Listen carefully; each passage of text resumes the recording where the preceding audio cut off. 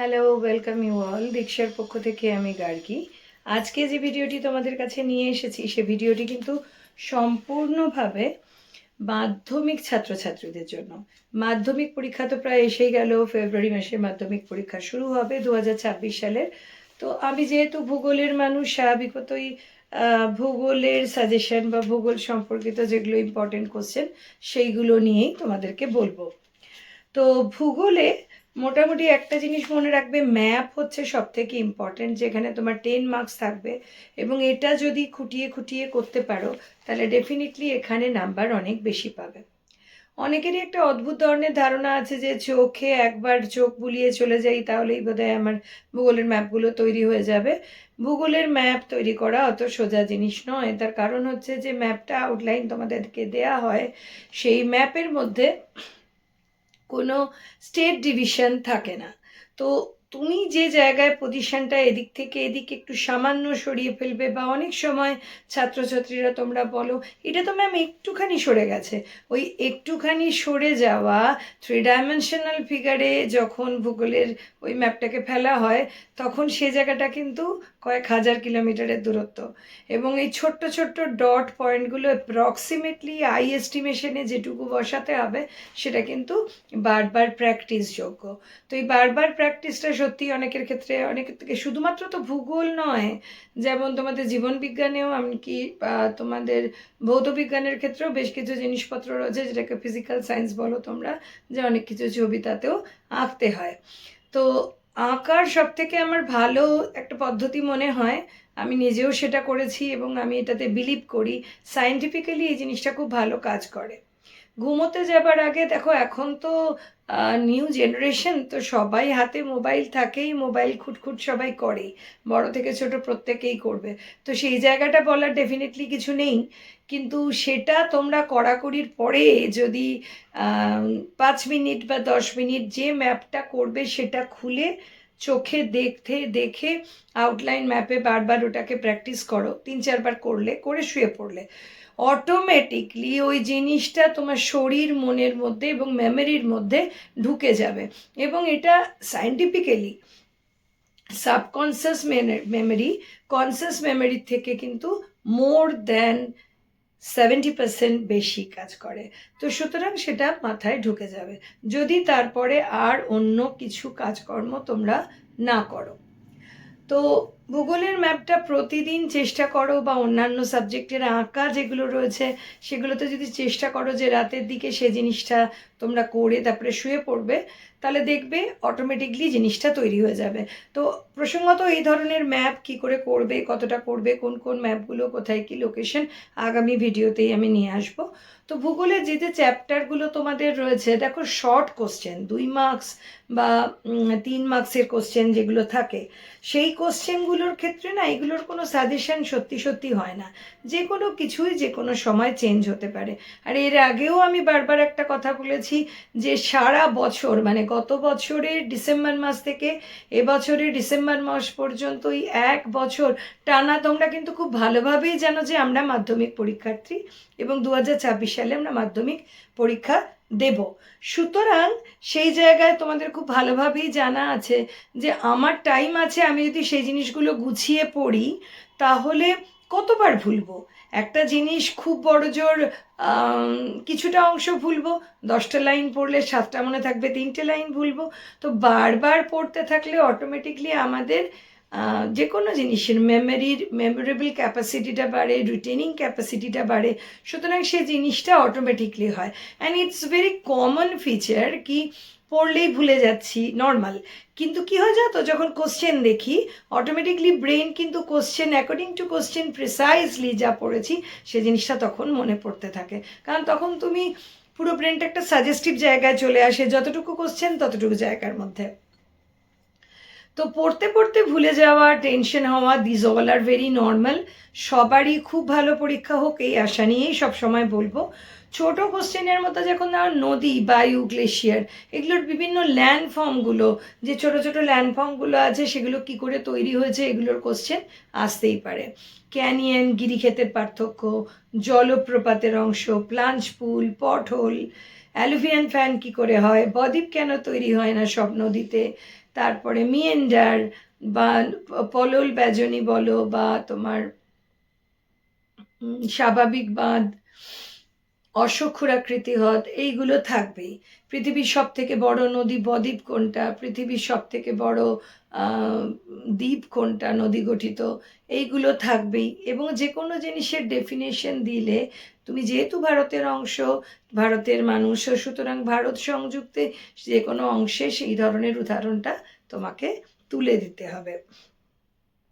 Next যে জিনিসটা রইল সেটা হচ্ছে তোমাদের বিভিন্ন চ্যাপ্টারের মধ্যে নদীর যে চ্যাপ্টারগুলো রয়েছে, নদী, বায়ু, তার মধ্যে থেকে বায়ুর ক্ষেত্রে যেখানে তোমাদের পেডিমেন্ট, বাজাদা, বিভিন্ন ধরনের বালিয়ারি, ইনসেলবার্গ, ইয়ারদাং, ভেন্টিফার ড্রেকান্ডারের পার্থক্য প্রায়শই আসে, ইয়ারদাং জিউগেনের পার্থক্য আসে।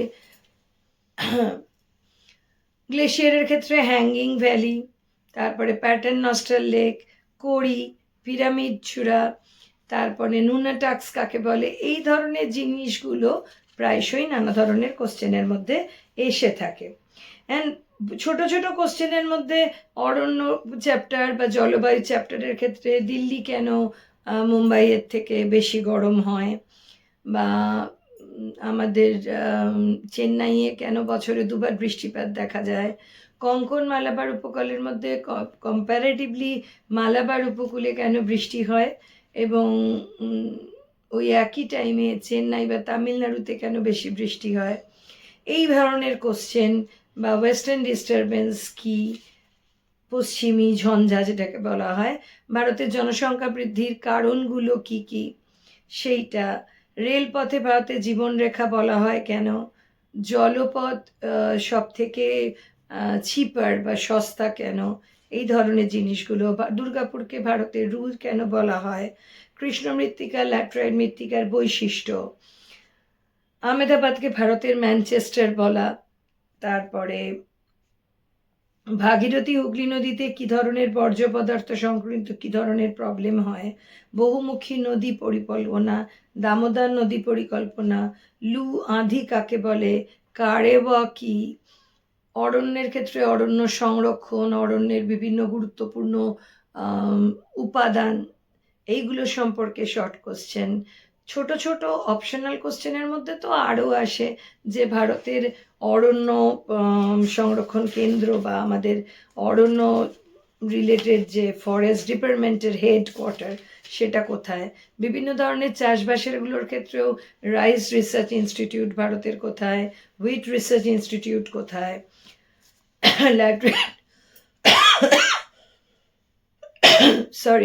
ল্যাটেরাইট মাটিতে কি ধরনের ফসল হয়ে থাকে, বদ্বীপ অঞ্চলে কি ধরনের ফসল হয়, চা কেবলমাত্র পশ্চিমবঙ্গের উত্তরবঙ্গেই কেন দেখতে পাওয়া যায়, ভারতের কোন অঞ্চল চায়ের জন্য বিখ্যাত। এছাড়া মাটির ক্ষেত্রেও মাটি দূষণ, সেটা একটা বড় ব্যাপার, যে মাটি কিভাবে দূষিত হচ্ছে সেই সম্পর্কিত। মৌসুমি বায়ু জেট বায়ুর মধ্যে সম্পর্ক, বর্জ্য প্রক্রিয়াকরণের মধ্যে সলিড ওয়েস্ট ম্যানেজমেন্ট কি, এবার এখানে আরও অনেক ধরনের রয়েছে, মেডিকেল ওয়েস্ট কি, আয়নোস্ফিয়ারের গুরুত্ব, ট্রপোস্ফিয়ার স্ট্র্যাটোস্ফিয়ারের গুরুত্ব, ট্রপোপজ কাকে বলা হয়, খারিফ শস্য, জায়েদ শস্য, এইগুলো কাকে বলা হয়, খাদার ভাঙ্গার কি, জনবিস্ফোরণ কাকে বলে, হীরক চতুর্ভুজ কি, বেঞ্চমার্ক কি, সেন্সর কি, এই ধরনের কোশ্চেন আসেই। বড় কোশ্চেনের মধ্যে আমার যতটা মনে হয়েছে যে নদী, বায়ু, হিমবাহ, আমার দিক থেকে আমার মনে হয়, এবং এই চ্যাপ্টারগুলো সত্যি সত্যিই খুব ভালো করে পড়া উচিত, কারণ এগুলো যেহেতু ছবি সংযুক্ত চ্যাপ্টার, সুতরাং এখানে নাম্বার অনেক বেশি উঠবে। বাকি রইল অরণ্য, মৌসুমি বায়ু, জলবায়ু, এই দিকের অ্যাটমসফিয়ার বা বায়ু চ্যাপ্টারের মধ্যে খুচরো খুচরো প্রচুর কোশ্চেন হয়। ইম্পর্টেন্ট কোশ্চেনের মধ্যে জেট বায়ু সম্পর্কিত কোশ্চেন, নিয়ত বায়ু প্রবাহ, তার সঙ্গে নিয়ত আমাদের প্রেশার বেল্ট রিলেটেড কোশ্চেন, কেন আমরা গর্জনকারী চল্লিশা কোনটাকে বলে থাকি, বা কেন কেন অশ্ব অক্ষাংশ বলা হয়, এই সমস্ত ধরনের কোশ্চেনগুলো বড় কোশ্চেনের সঙ্গেও লেজ হিসেবে আসতে পারে। জোয়ার ভাটার সময়ের পার্থক্য, কোনো একটি জায়গায় কখন মুখ্য জোয়ার হয় এবং পরের দিন আবার কখন মুখ্য জোয়ার হবে, এই ধরনের। তারপরে বান ডাকা কাকে বলে, ধান, গম, চা, কফি কার পাশের অনুকূল জলবায়ু, লৌহ ইস্পাত শিল্প গড়ে ওঠার কারণ কি, ভারতের পূর্ব মধ্য ভারতেই সব থেকে বেশি লৌহ ইস্পাত শিল্প কেন্দ্র গড়ে উঠেছে কেন, তার কারণ কি, ছোটনাগপুরকে কেন খনিজ ভাণ্ডার বলা হয়, উদীয়মান শিল্পের মধ্যে পেট্রো রসায়ন শিল্প, ভারতের জনবন্টনের বিভিন্ন ধরনের তারতম্য, উষ্ণতার তারতম্যের বিভিন্ন কারণগুলো, কোনো একটা জায়গায় উষ্ণতা তারতম্যের বিভিন্ন কারণ, গ্রিন হাউস এফেক্ট কাকে বলে, বিশ্ব উষ্ণায়ন কি, এই ধরনের জিনিসের কোশ্চেনগুলো তোমরা পাবে। তো এই কোশ্চেনগুলোর মধ্যে এমন অনেক কোশ্চেন থাকে যেগুলোতে ছবি আঁকা থাকে না, এবং তোমরা যারা এই মাধ্যমিকের ভূগোল পরীক্ষা দেবে তাদের অনেকের ক্ষেত্রেই, অনেক ছেলে মেয়েদের ক্ষেত্রেই এই জিনিসটা হয় যে আঁকতে ভালো লাগে না, সুতরাং আঁকা রিলেটেড কোশ্চেনটা তোমরা বাদ দিয়ে দাও। কিন্তু মনে রেখো একটা কথা, যে ভূগোল যেহেতু definitely it's a mix science, অনেকগুলো ধরনের সায়েন্স সাবজেক্টের সঙ্গেই এটা কো-রিলেটেড, এবং it is a developing science. আমাদের দেশে এটা ডেভেলপিং, অন্যান্য দেশে ফার মাচ বেটার, অনেক ভালো অবস্থাতে এটা অনেক বেশি ডেভেলপ করে গিয়েছে, এবং সেই জন্যেই রিসেন্ট ডেজ জিওগ্রাফির ডিমান্ড ডে বাই ডে বাড়ছে। তো এই কারণে যে জায়গাগুলোতে তোমরা ছবি দিতে পারবে সেই জায়গাগুলোতে অবশ্যই ছবি দিয়ে এঁকো, ছবি দিয়ে লিখো। ছবি দিয়ে লিখলে কি হয়, লিখতে কম হয়, অল্প জিনিসের জায়গাটাকে বুঝিয়ে দেওয়া যায়, নম্বর অনেক ভালো ওঠে। মাধ্যমিক পরীক্ষায় তোমরা অনেক সময় এরকম জিনিস করো যে পরীক্ষার খাতার মধ্যে পেজগুলো পরপর লিখে যাচ্ছ, নাম্বারিং করো না।